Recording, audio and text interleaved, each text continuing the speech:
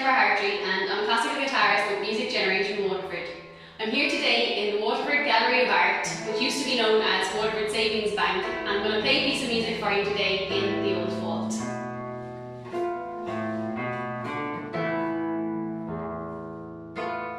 I got interested in music at a very, very young age. I have a vivid memory of when I was about 3 years old. My mum had an old guitar sitting in her wardrobe. She used to play guitar when she was a kid, and I have a memory of climbing into the wardrobe and strumming away on the guitar. So I suppose my fascination with the guitar began at a very, very young age.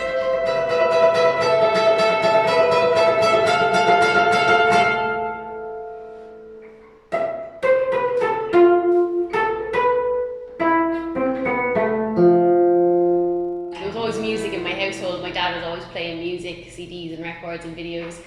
And he would always have on the U2 videos, and myself and my little brother, we had some plastic tennis rackets, and we used to pretend we were the Edge. So the fascination continued from there.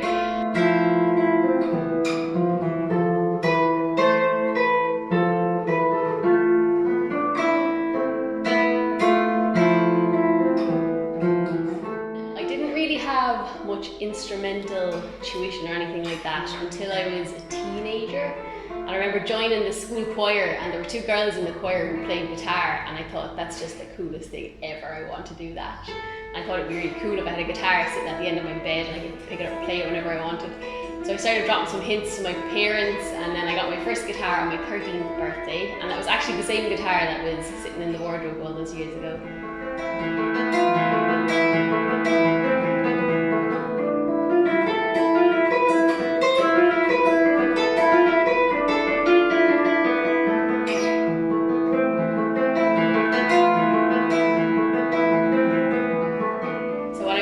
I was always in bands. I was big into heavy metal as a teenager, and I played a lot of electric guitar.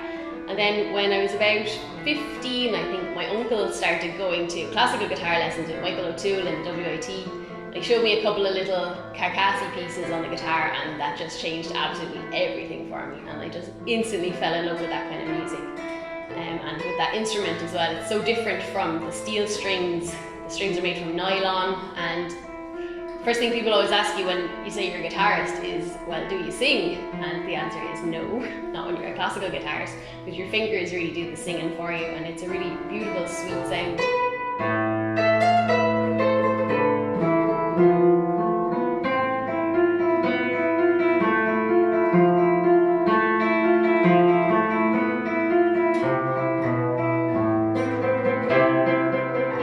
Then I started doing classical guitar lessons in the WIT as well with Michael O'Toole, and I pretty much studied with him from when I was about 16, I think, all the way through secondary school. And I went away then after secondary school to try something else, because I thought I'll keep music going as a hobby. And I went away and did science for a year up in Trinity, but I just missed music too much, so I moved back to Waterford and did the music degree, and the rest is history.